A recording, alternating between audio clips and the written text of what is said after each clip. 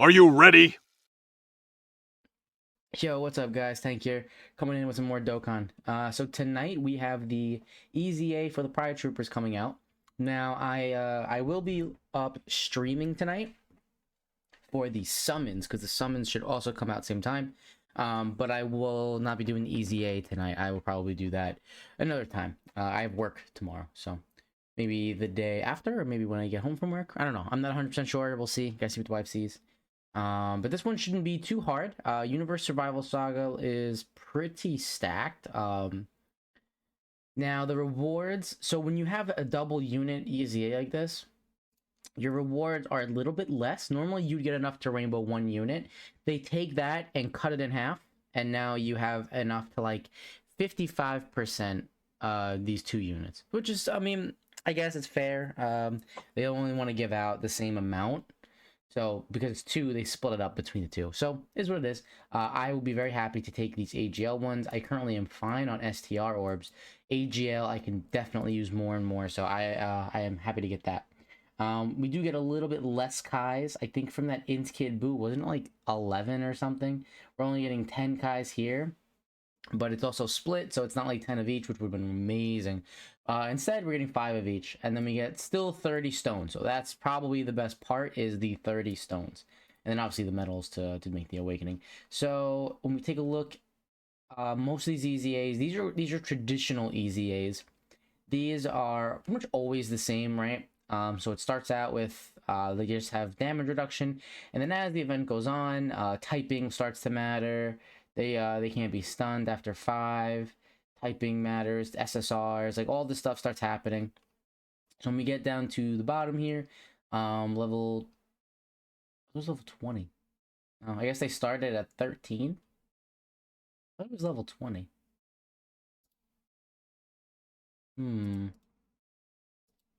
We can look at that after. I could have swore other stages started at a different point. Anyway, so let's see. We get to, well, the damage reduction keeps going up. All right, we see that, but everything else stays the same.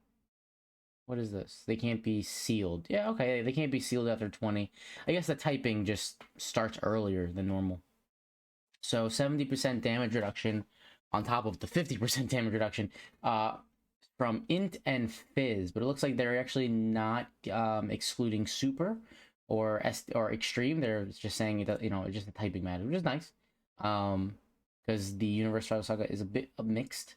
So let's open this up and let's see.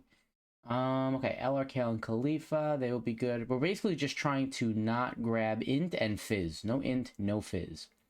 So here, here, and here. So Cal and Khalifa, Krillin. Yep, he would be good for sure. I mean, if you had the TUR, I guess, but probably not. Vegeta would be okay. She's gonna be really good for sure, especially with her dodging chance. Jiren, I mean, if you happen to go into the banner first and do all of that, Jiren would be pretty freaking nuts to knock this out. I'm probably not. Well, I guess I might end up doing that because I'm gonna do the summons first, so I might come back after him being awakened and then do the EZA. Probably. I don't know if we'll do a stream for that. I have to see. She's gonna be probably the best defensive unit you could bring, just because she will have her guaranteed dodge in this stage. These guys, no, I don't really want to bring any of them. Kefla should be fine. I mean, obviously LRUI is gonna be great. You pair her with her, they're gonna be freaking nuts together, because then she gets her guaranteed what's the word I'm looking for? Guard. She gets guaranteed guard, which is great. Probably would not want to bring him, right? We've already seen the tier list. He's not exactly that high on it. Only because of his defense. If his defense was better, sure. This is a good free to play option for sure. You could bring her. He would be okay. He would not be the best. Once his EZA is done, man, it's freaking nuts, man. And I think that's it, right? Then hit. But yeah, then these are just all SSR. So not a massive amount of options, but a lot of these people like Evolution Blue Vegeta, this guy, Goku, she's been out a while. Like, these guys have been out for a long time. Probably you could have just pulled Kefla, you could have just recently pulled him. So, and this is a free-to-play card. So a lot of these guys have been out for a while, so you hopefully have a pretty decent roster. If you had to dip out into the other typings, now, of course, this is not ideal, but if you were here, I would not bring actually any of these people at all. But if you're here, I would say it would not be the worst if you brought EZA Kale, Berserker Kale, only because Kale's going to have damage reduction built in already, so that will help her not get hit too hard. Of course, she's not going to deal a ton of damage, which is really what she does well. She won't deal a ton of damage because she's going to have so much damage reduction placed on top of the units. He would not be the worst because he gets his damage reduction if you start to lose health a bit, and then he'll give key to the rotation, so that will work out as well. Frieza, I guess you could. Of course it'd be risky, but he does get that 50% buff, and he is stacking defense, so that, and he has his chances to dodge. He would probably not be the reason you lost, right? Maybe when you get in the higher stages, like 25 plus, then yeah, you might get killed because of him, but it would work out, especially in the earlier stages, because you could seal all the way up until 20, right? Yeah, once you hit 20 is when you can't seal. So if you can get up to 19 and you can use that Frieza, he will help out because you'll be able to constantly seal the opponents. Well, it's only one opponent, but then once you get to 20, it becomes 21, it becomes two opponents. Then the ceiling is gone anyway, but up until 19, Frieza would be actually a really, really good choice. Obviously, typing would be better, but yeah, you could definitely bring him too. So let's open these dudes up and talk about them. So Dyspo is the one that people are not really looking forward to, because they kind of made him weird. So he doesn't get any defense as passive, right? This already is like a big no-no. He gets defense on super attack. He raises attack and defense for 50% for 6 turns. If this was 9 turns and it could be stacked that extra turn, that might have been a big difference for him. However, we don't get there. So 6 turns, so you really, unless he's like constantly double supering, his defense is going to be pretty low. Now, the way they get around this in his passive, he gets this 20% and a chance to evade, including super attack, 20% up to 60% at the start of each turn. So at the start of each turn, he gets up to a 60% chance to dodge. So 2, 4, 6. So 4 turns later, he has a 60% chance to dodge, which is not bad, right? That is good. It just sucks because there are events in this game that disable dodge, and then it's like, great, well now what? You can't really, now you really can't use him because that's pretty much his niche, is this 60% chance to dodge. And then this is something that I really have not heard anyone talk about, but it's actually pretty cool. He gets 20% attack at the plus 20% attack within the same turn after evading an attack. So every time he evades, he just gets a bigger buff. It is only for that turn, but if you have a pretty crazy turn, he could have a really insane attack stat, along with raising by 50%, because I'm pretty sure that would calculate after this. So he would have a massive, like, he can have a massive attack stat if the situation called for it. And this too, this one right here, this is infinite. I'm pretty sure. Yeah, that attack is infinite. So, this is pretty cool because normally when a unit stacks attack, right, like here, he has to super. So let's say he doesn't super, he will not get this raise. And for a unit that stacks infinitely, if they don't super that turn, they just basically lost out on a stack. It doesn't, nothing happens. So when it's in the passive, right, and it's at the start of turn, whether he supers or not, he's getting this 20% raise. There was another unit. Hold on. There was another unit that was similar. It was a free-to-play unit. Yamu? It was Yamu and Spofavage?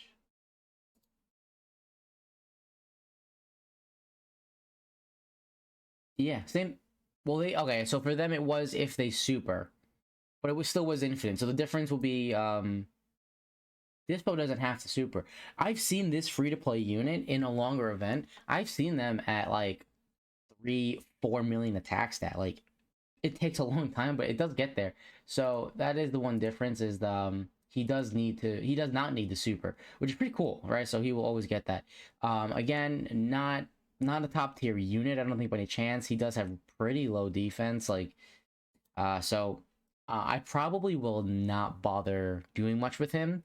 Um, because I'm gonna put my AGL orbs somewhere else instead. One day I'll come back to him, but I'm probably not gonna be looking at a showcase for him. Toppo, 100% sure is getting my dollar. I did already rainbow him though, because even before his awakening, he was still a good support unit. Attack and defense 35%, and if he attacks first, then that rotation gets a 25% attack buff on top of this. So he was actually a really good support unit even before this. This had never really meant much. It will now with Jiren, but it has never meant much in the past. Now it's EZA, right? So he gets a 30% buff for attack for that turn for the all allies. He gets 70% attack and defense, which is not a lot, right? It's kind of low.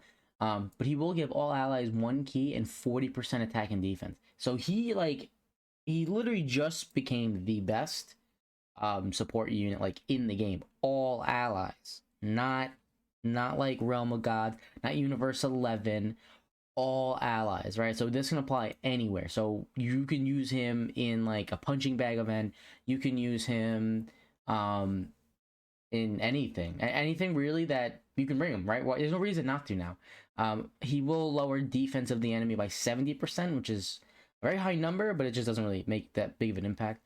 He will reduce damage by 40% if your health is 70% or less. I wish this damage reduction was higher. 50 or 60% would have been better. 40% is okay because his defenses again are okay. I do have him at Rainbow. I have extra copies too that I need to link get up because I can use them for free essay for him. But yeah, this was probably the better EZA of the two for sure, just because of this. Like he's gonna be so versatile. And then when we look at, let's see, when we look at Jiren, right? This is what makes him that one thing so good where he lowers defense. When Jiren is, if you put them next to each other, they share a bunch of links, so that already is cool. But then when an enemy is in attack down or defense down, so now we will get this defense down just from Toppo existing next to Jiren. He then becomes super effective against all types, right? So you could basically always have him super effective against all types, dealing like 4-5 million attacks at 6 million attack. The only time I've ever seen 6 million is when he's rainbowed. So obviously I'm not gonna rainbow him. I'm probably gonna get one copy. Maybe I'd push for another if I got him like within the first like 3 summons. Then I'd maybe keep going. But otherwise, definitely gonna do one and done for him. But yeah, so he's pretty good, and he's gonna look really good next to Dyspo here. Not Dyspo, Toppo here. So definitely a really good EZA upcoming. Definitely try to get that done. So this is the team that we're gonna be running. Let's see. Let's try and build this one right now. Okay, let's take out. Let's do AGL, Tech, and STR. So we're gonna go with probably him because he's the best leader.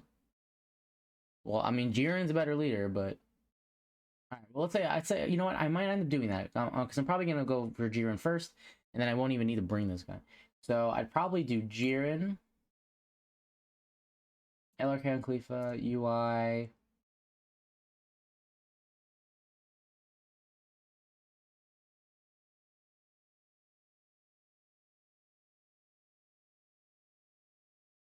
Probably Krillin. Yeah, this looks like a pretty busted team. And then I'd have a rotation of like probably Jiren and LRUI, and then Kale and Khalifa, and then and this one, and then everyone else just floating around. This would be pretty busted. I see this literally being the fastest EZA I could do. But let's say hypothetically I don't have him at the time, then I would just run double Kaioken. That would definitely be the other move to make. And then if you do get hit in the wrong spot somehow, which you really can't get hurt anywhere, I guess, on this team. I guess he's the only person that can get me hurt. Then I can launch Spirit Bomb, and that's, you know, always a really cool animation to see. But yeah, so we're looking at this team, or it would be a double Jiren, but I'll probably still run these middle tiered units anyway. That is it for this one. Thank you guys for watching. I will see you guys in the next one. I'm going to probably be posting a couple videos today, because I actually have a lot that I have not done yet. So thank you guys. I'll see you guys later on. Peace.